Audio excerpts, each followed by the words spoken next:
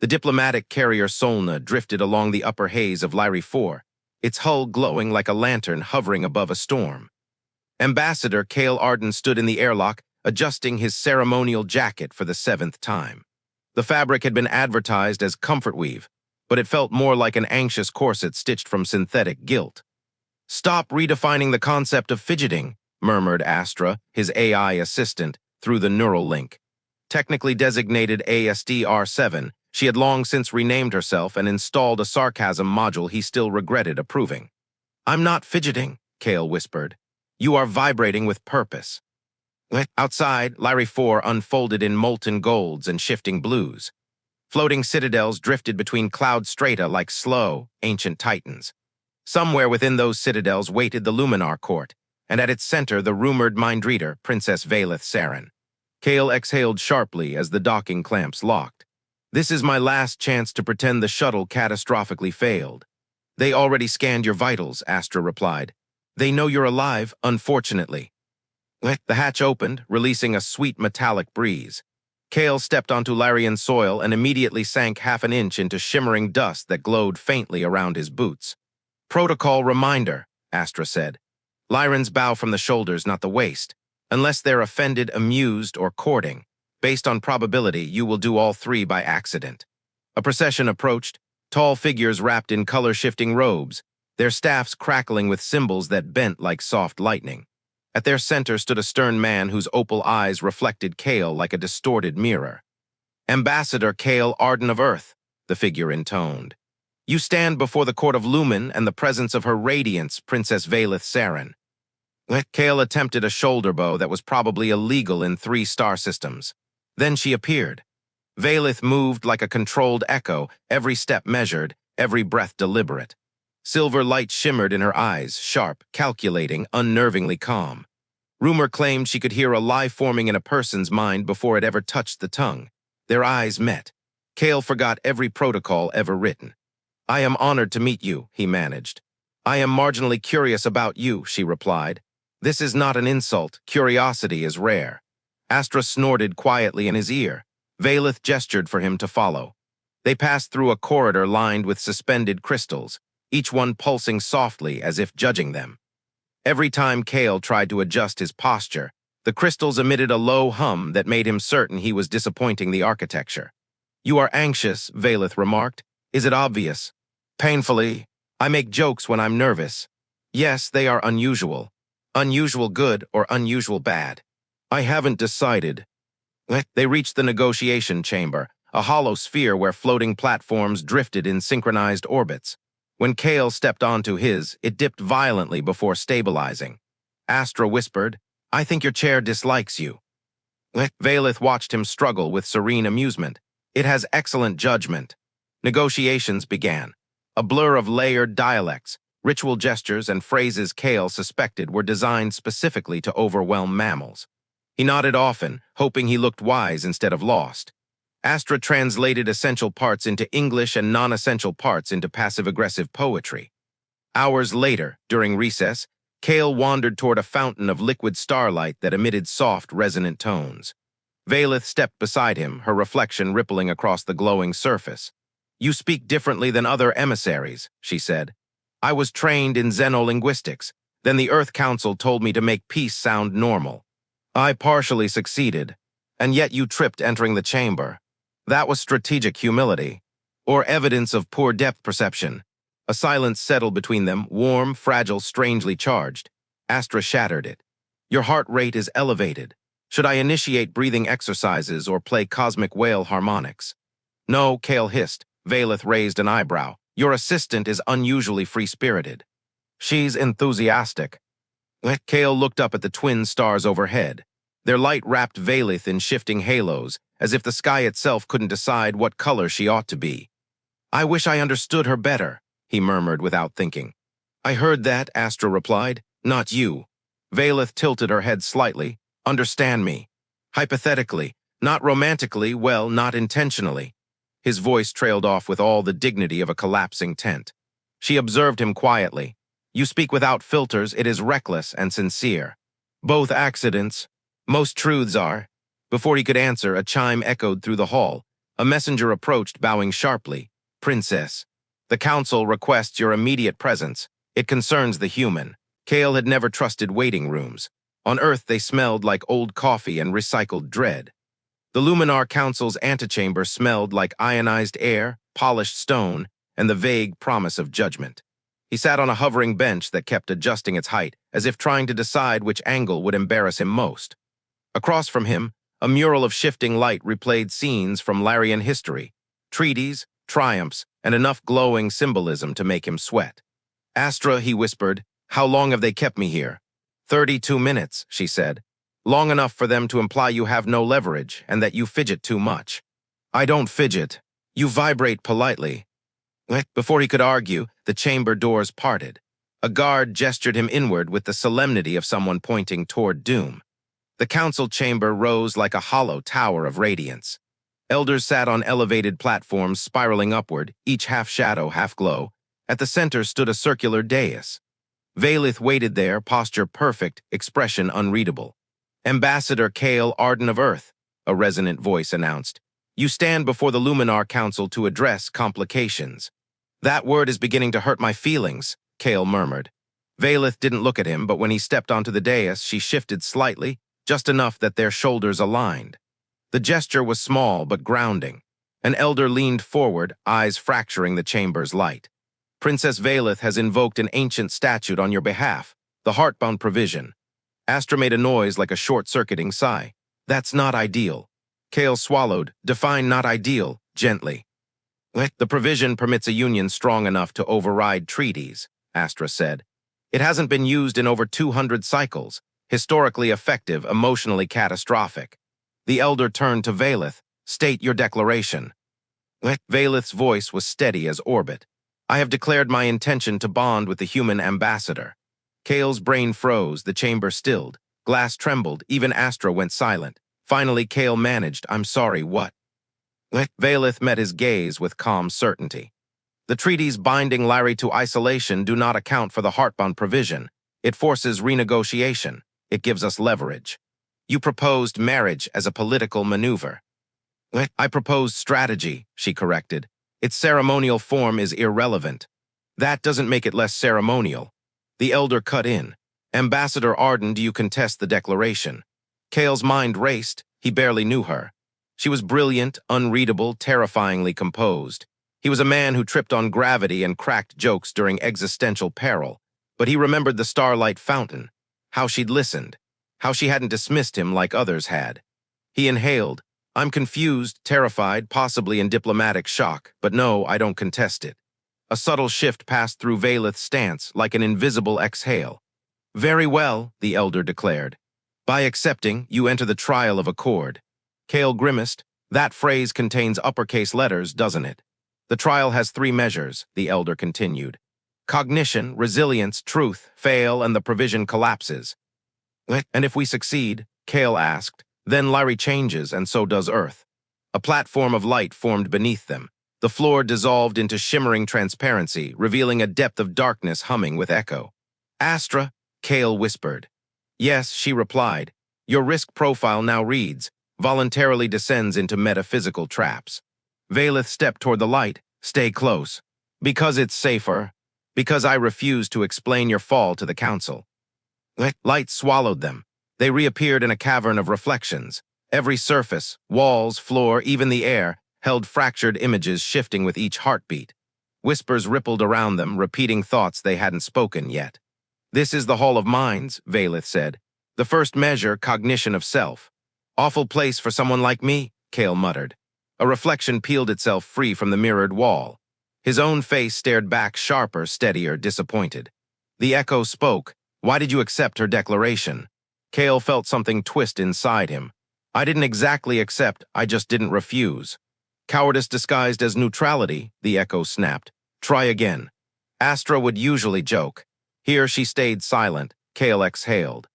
"I accepted because every treaty I've studied was built from distance, from fear of entanglement, and nothing changed. I'm tired of pretending caution is wisdom. If risking something personal forces progress, then maybe it's worth the fear." The echo regarded him, then dissolved into light. Valith watched him, unreadable. "Adequate," she said softly. That sounded almost like praise. It was. Another reflection stepped forward, Valeth's, identical but colder. Why did you choose him? The echo asked. Valeth's fingers twitched barely because he disrupts the pattern. Insufficient. She hesitated, then. Because Larry has perfected stillness and stillness is beginning to suffocate us. Because he speaks clumsily but reaches truth. Because when he is afraid, he steps forward, not away. Her voice lowered. And because I am tired of choosing safety over change. Her echo bowed slightly before fading. The cavern brightened. A disembodied voice echoed. First measure. The light that carried them into the second measure felt heavier, like descending through warm water that resisted their presence. When it cleared, Kale stood on cracked pavement beneath a sky that did not belong to Larry 4. The air tasted of iron and smoke. Twisted steel beams jutted from the ruins. Glass crunched under his boots. Sirens wailed somewhere distant, their echoes swallowed by rising flames. A half-melted sign flickered in a script he wished he didn't recognize. Astra, he whispered, chest tightening, is this? An approximation, she replied softly. Modeled after the Meridian Accord's riots. You studied them so often your neural patterns still echo with it. Kale swallowed hard. He remembered being 12, watching news broadcasts beside his mother, her arm around his shoulder as two nations burned on screen. He remembered promising himself he'd never let a treaty fail like that again. The second measure, the counselor's distant voice said, is resilience, what remains after your certainty collapses. Valeth stepped beside him, ash settling on her robe. Her eyes moved across the wreckage, sharp, searching. This is your world's memory. He forced a breath, not a memory I enjoy revisiting. Your pulse suggests otherwise, Astra murmured. That's because the worst chapter of my old history textbook is now breathing on me. Figures emerged through the smoke, humans and aliens pushing, shouting, hurling debris. Heat rolled off the scene. Anger, fear, betrayal. And in the middle of it all stood a younger version of Kale, leaner, louder, fire in his eyes, clutching a datapad like a lifeline. Valeth watched him. He looked certain. He was, Kale said. Certainty's the armor you put on when everything else feels useless. Younger Kale slammed his datapad into his palm, shouting at someone unseen. They knew the pressure points. They protected themselves, not the people out here. They let it happen. Valeth shifted her gaze to the real Kale. You chose diplomacy out of anger. I chose it because anger was the only thing that didn't make me feel helpless. The simulation twisted, flames leapt higher. A barricade broke under the weight of the crowd. A tower in the distance, the Accord Hall, groaned as its support structure failed. And then Kale heard it, a child's cry cutting through the chaos. It stabbed straight into that old memory of him clutching his mother's arm. The counselor's voice murmured through the smoke. Resilience is choosing direction when the world fractures. You cannot save everyone, so whom do you save? 3 crises unfolded at once. A line of children near the fire front, heat curling toward them. A collapsing support beam above panicked protesters. Diplomats trapped behind reinforced glass, the tower above them moments from falling. Astra whispered, classic triage, no correct answer, only revealed priorities. Valeth watched him carefully. Where you move reveals who you are. And Kale knew what the old version of himself would have done. Run to the tower, secure the officials, protect the system that was supposed to protect everyone else. But systems had failed him before, so he ran toward the children. Smoke bit at his lungs. Heat pressed against his skin. He grabbed the nearest child, then another, shoving them toward an opening in the crushing crowd. Go, keep moving. A girl clung to his sleeve until he pried her free and pushed her toward safety. Behind him, the fire roared in frustration. Valeth blurred past him toward the collapsing beam, her hands tracing sharp sigils in the air. Light wove around the metal, slowing its fall long enough for bodies to scramble away. Sparks cascaded across her arms, but she didn't flinch. The Accord Hall tower groaned, bending like a wounded creature. Kale spun toward the diplomats behind the glass. They stood frozen, protected, safe, while the world burned outside. Open the doors! He shouted, silence, not refusal, just fear. The counselor's voice drifted through the smoke. You cannot command them. Maybe not, Kale muttered, but I can shame them. He climbed a broken plinth, projecting his voice with everything he had left. You wanted to negotiate from safety, he shouted. Look around you, this is the price of staying comfortable. If you don't step out here now, every word you ever speak about peace will taste like ash. The words ripped out of him like something long buried. For a long moment, nothing happened. Then one diplomat moved, then another. The doors unlocked. Hesitant, trembling, they stepped into the chaos and began pulling people clear of falling debris. Astra whispered, "That line will haunt you." "Good," Kale said. "Some truths should." The riot froze. Flames paused mid-snap. Figures hung between moments. The smoke dissolved into gray silence. Valeth stepped closer, studying him with a rare softness. "You did not choose the system. I chose the people the system forgets," he said. "If the structure can't bend toward them, let it fall." Something in her expression warmed, approval perhaps, or understanding. Resilience. The light that carried them into the third measure was colder than before. Thin, sharp, almost surgical. When it faded, Kale stood on something that felt like the memory of a floor. A gray void stretched in every direction. Pale particles drifted in the air like slow sparks. It felt like standing inside a held breath. A deep voice rose from the emptiness. Voice, truth is what remains when every lie you live by is stripped away. Kale swallowed. Kael, great. This one is definitely going to be fun. Valith, do not attempt humor here. Kael, attempt. That is my only survival skill. A ripple moved through the void. A circle of light formed beneath their feet. Outside the circle, the darkness stirred as if it was watching them. Kael whispering, Astra. Astra soft. I'm here, but this place is not physical. There is nothing for my sensors to read. It is pure thought. Shadows gathered ahead. They folded into the shape of a door. A door with no hinges, no frame. It flickered as if unsure it should exist. Valith quietly. The gate of dual sight. No Larian enters twice. The mind cannot bear it. Kal, perfect. Love that journey for us. The darkness pulsed. Two figures stepped through the half-made doorway. Kale froze. They were future versions of himself and Valith. His future self looked older, shoulders heavy, eyes dim, not cruel, just tired. Tired in a way Kale had never felt before. Future Valith stood beside him, elegant, still, but empty. Her eyes were polished glass, all curiosity gone. Voice, you face the selves you fear becoming. Future Kale stepped closer. Future Kal, you think hope is strength. It is not. It is denial. Every treaty fails. Every peace collapses. And you pretend you can fix what was always meant to break. Kal, I don't believe that. Future Kal, you do, late at night. When no one can see you. When you wonder if the universe even wants saving. The words hit him like cold metal. Future Valith moved next. Future Valith, you cling to chaos, she said, but chaos wears you down. In time, you silence yourself to survive. You become still, untouchable, exactly what your world demands. Real Valith went rigid just slightly. Valith, I would not become that. Future Valith, you already are. You bury every feeling that threatens your path. You fear not failure, but longing. Valith breathed in slowly. The trial's voice returned. Voice, to pass you must speak the truth you hide from yourselves, not what is convenient, what is real. The circle of light shrank around them. Future Kale stepped forward again. Future Kal, say it. Kale's breath shook. Even Astra stayed silent. He turned to Valith. Kal, I am afraid. I'm afraid I am not who I pretend to be. I am afraid my mistakes hurt people who deserved better. I am afraid I will become him. He nodded toward his older self. And I am afraid I will stop trying. Future Kale hesitated. Just a flicker, Kale stepped forward. Kal. But more than anything, I'm afraid of becoming someone who stops caring. Silence rippled through the void. Valith opened her eyes. Her voice was soft but steady. Valith, my truth is simple. I have hidden parts of myself so deeply that I no longer know where they are. I fear emotion.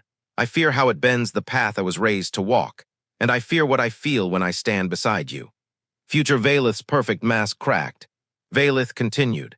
Valith, you unsettle me because you make me want something I was never allowed to choose, and I fear that if I let myself want, I will not know how to stop. The circle of light flared outward. The future selves shattered into pale shards. The door collapsed into nothing. The voice spoke one final time. Voice, truth accepted, final measure passed. The void dissolved into white. Kale staggered as reality returned. They were back in the council chamber. Elders watched them with quiet astonishment. Valith's hands trembled once before she hid them in her sleeves. Counselor, Kale Arden, Princess Valith Saren, you have passed the trial. The chamber's glow hadn't dimmed when the council delivered their final decree, but something in the air had shifted. Victory did not arrive with fanfare. It arrived with responsibility. You have passed the trial of accord. the presiding elder said. But Lyri cannot approve your union alone. The interstellar tribunal has taken interest. Kale's stomach dropped. Of course they have. Why let a good crisis stay local? Astra buzzed in his ear, too pleased for his comfort. I predicted this outcome with 92% accuracy. Valith inclined her head toward the council. They require a hearing. They require proof, the elder said. Not through logic nor law, through sentiment. The tribunal demands a public evaluation. Kale blinked. We're being reviewed by the galaxy. Yes, the elder confirmed. Do not fail. Fantastic, Astra muttered. A cosmic popularity contest. Their assigned vessel, the Seraph Linnea, was elegant and diplomatic, sleek enough to impress, unarmed enough not to threaten. Kale watched Lyri 4 shrink in the viewport until it was just a pale jewel against the dark. Valith stood beside him, arms folded in contemplation. This tour will be exhausting. Good, Kale sighed. I'd hate to be rested when I inevitably embarrass us in front of 17 species. You will not embarrass us, she said. That is the nicest lie anyone has ever told me. It was not a lie, she replied, though her eyes softened. Their first destination, Vorun 3, was a floating metropolis built over a storm ocean. Its people loved spectacle the way some worlds loved religion. As Kale stepped onto the central platform, lights exploded overhead, crowds roared, and a dozen floating cameras swarmed him like excited insects. The Vorun moderator greeted them with a bow and a bored expression. You are the controversial couple. Kale smiled nervously. We prefer experimental, but yes. The moderator brightened. Excellent. Our audience enjoys experimental chaos. Their questions were harsh, skeptical, and unexpectedly philosophical. A trader demanded, what makes your bond sustainable? Kale thought, then said, the fact that neither of us is pretending not to be flawed. A cheer rose. Valith, impressed despite herself, glanced at him. Later, a young Vorun stepped forward. Do you love each other? They asked bluntly. Silence spread. Kale opened his mouth, closed it, then said, we choose each other every day, even when it's difficult, especially then. The plaza erupted in applause. Someone in the back yelled something about buying merchandise. Astra whispered gleefully, you just started a fandom. On Nithra Prime, a world of empaths, Kale and Valith submitted to a resonance field that translated emotion into light. Their combined feelings, fear, curiosity, stubborn hope, spiraled across the sky in shimmering waves. Your bond is imperfect, the Nithran elder said, but true imperfection carries the potential for harmony. Valith bowed. Kale wondered if that counted as a compliment. Astra assured him it did. On the mining stations of the Cordon Belt, rugged workers in exosuits watched their interviews between shifts. Many sent messages. One said, if you two can negotiate peace, maybe we can negotiate safer tunnels. Kale treasured that message more than all the applause, but the final stop was nothing like the others. The tribunal station floated around a dwarf star, constructed from crystalline spires and gravity rings that shifted like a colossal machine thinking to itself. Kale felt Astra's data stream jitter. This is the highest concentration of political judgment in known space, she whispered. Please do not faint. I don't faint, Kale whispered back. I collapse strategically. They entered the amphitheater, an arena of light, thousands of delegates, species of every shape and state of matter. Valith stood tall, regal even in exhaustion. The tribunal chair, a being composed of layered radiance, addressed them. Kale Arden, Valith Saren. Your union challenges tradition, threatens comfort, and defies several outdated laws. We have reviewed your trials, your journey, and your public demonstrations. The chamber grew impossibly quiet. Your testimony is incomplete, the chair said. We require one answer. A pulse of gravity rippled through the floor. Why stand together knowing the cost? Kale inhaled slowly, because he knew the answer now, not from duty, not from fear, but from that strange, quiet place inside him that only Valith ever reached. Because every world teaches us to choose safety, he said, and we chose each other instead. Valith stepped forward, voice calm and piercing. Because unity built on fear breaks, unity built on choice endures, we choose, and we will continue choosing. Astra added, unbidden, they also have healthy conflict resolution habits. The chamber did not laugh, but it listened. Light shifted, gravitational pulses rose, a decision passed through the tribunal like a wave. By majority accord, the chair declared, your union is recognized and protected. You will stand as precedent for future interspecies bonds. Your worlds are now linked, not by treaty but by choice. The amphitheater glowed in approval. Some delegates cried, some glared. Some recorded the moment for future diplomatic arguments. Kale exhaled in relief so profound it felt like falling upward. Valith released a breath she had been holding since the trial. Astra sniffed. There is static in my emotional processors. Returning to Lyri 4 felt different this time. They were no longer anomalies or problems. They were, inconveniently, symbols. Valith was appointed High Liaison, shaping new diplomatic frameworks with precise brilliance. Kale became Earth's roaming ambassador, lecturing about unity, improvising metaphors, and accidentally sparking social movements. They were busy, too busy, but somehow they always found each other. One evening beneath Lyri's twin moons, Kale stood on a crystalline balcony, watching transport lanes arc like silver threads across the dark. Valith joined him. The galaxy shifts, she said. Slowly, Kale replied, but I think it's listening. She turned to him. Do you regret any of this? He shook his head, only that we didn't start sooner. Her expression softened, not smile, not tenderness, but something that lived between the two. She reached for his hand. He took it without hesitation. Astra flickered beside them in a small projection.